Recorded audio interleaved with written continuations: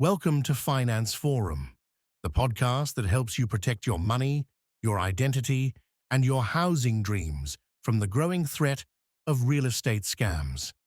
Today, we're tackling a cruel and increasingly common fraud: rental scams targeting newcomers and students. Whether you're an international student arriving for the first time, a new Canadian looking for a place to call home, or someone helping a family member settle in, this episode is for you.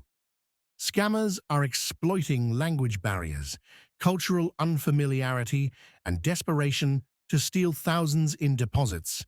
And the damage isn't just financial, it's emotional, destabilizing, and often traumatizing.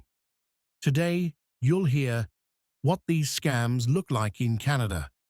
Real examples from Toronto, Vancouver, and Halifax. How scammers use fake listings, urgency, and emotion. Red flags to watch for, tips to avoid being victimized, and resources for recovery and support. Let's get into it.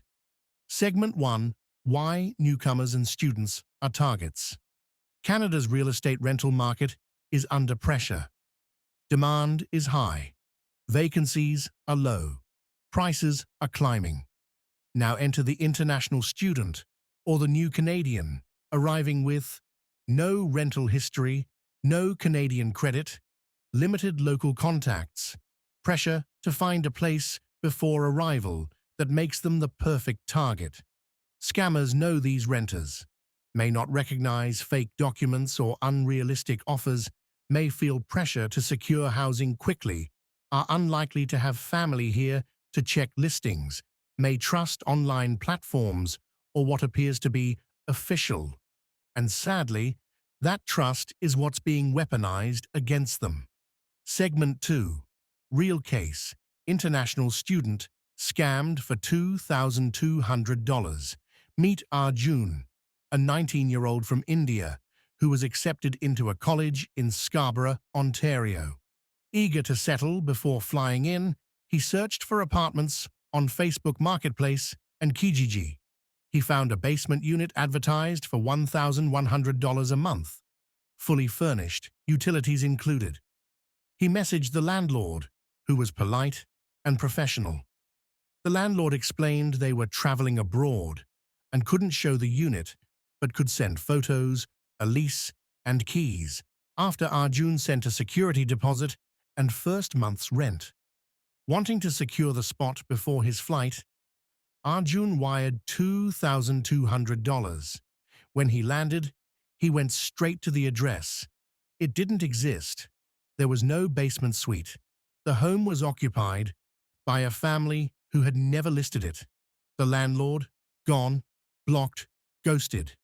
Arjun had nowhere to stay, lost a month's worth of savings, and had no immediate recourse. This is one of hundreds of such stories. Segment 3. The anatomy of a rental scam. These scams follow a predictable formula. Here's how it typically works. 1. Fake listing. Scammers steal photos from Airbnb, Realtor.ca, or expired listings. They create ads on Kijiji, Facebook, Craigslist, offering great prices and all-inclusive packages. 2. Emotional hook. They say things like, "We only rent to students and families. We care about who lives here. You seem like a good fit." 3. Urgency pressure. They claim, "Other people are interested. You need to act fast.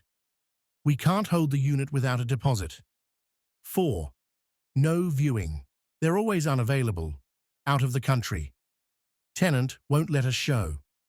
Just trust the photos. 5. Ask for money up front. They ask for first and last month's rent, application fee, security deposit, often through e-transfer, wire, or cryptocurrency. 6. Vanishing act. Once payment is made, communication ends. Phone numbers are disconnected. Social media profiles vanish. Segment 4. Real Canadian examples. Toronto, 2023. A York University student lost $1,800 after wiring payment to a landlord using WhatsApp. The ad included legitimate images from a real condo complex in North York, but the unit wasn't available for rent. Police launched an investigation, but the scammer had used a temporary phone number and foreign bank account. Halifax, 2022. Dalhousie students reported 14 cases of rental scams in one semester.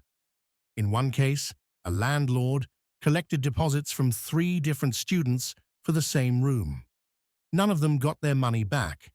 Vancouver, 2023. A newcomer couple was tricked into paying $3,200 for a 1-bedroom unit in Burnaby.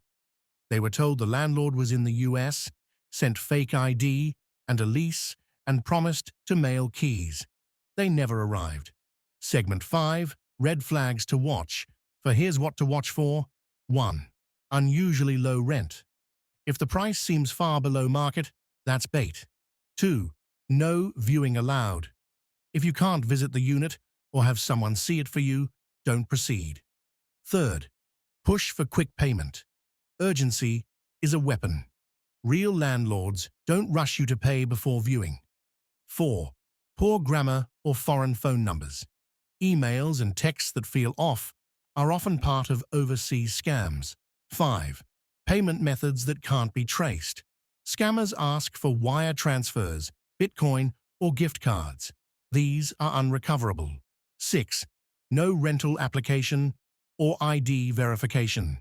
Legitimate landlords will check your background, not just collect money. 7. Too friendly or emotional.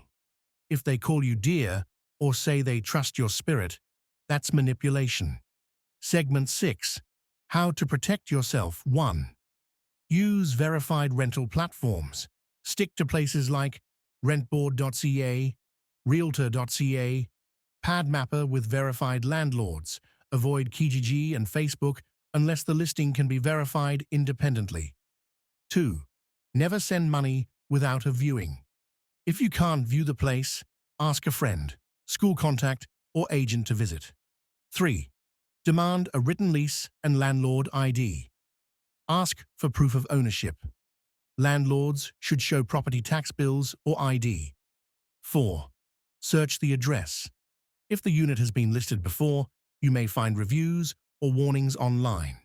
5. Use secure payment methods. Use e-transfers only to verified Canadian accounts.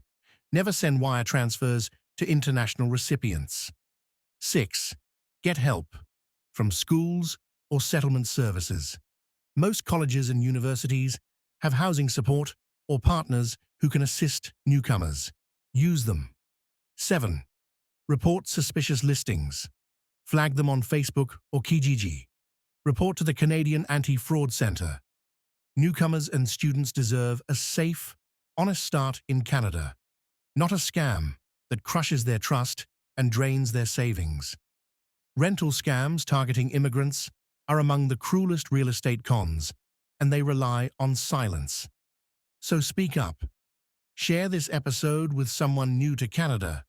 Connect them to resources. And most importantly, remind them. You don't need to rush. You just need to verify. Next week, we'll explore foreclosure relief scams, where homeowners trying to save their homes end up signing them away instead. Until then, stay smart, stay strong, and stay aware. Finance Forum, signing out.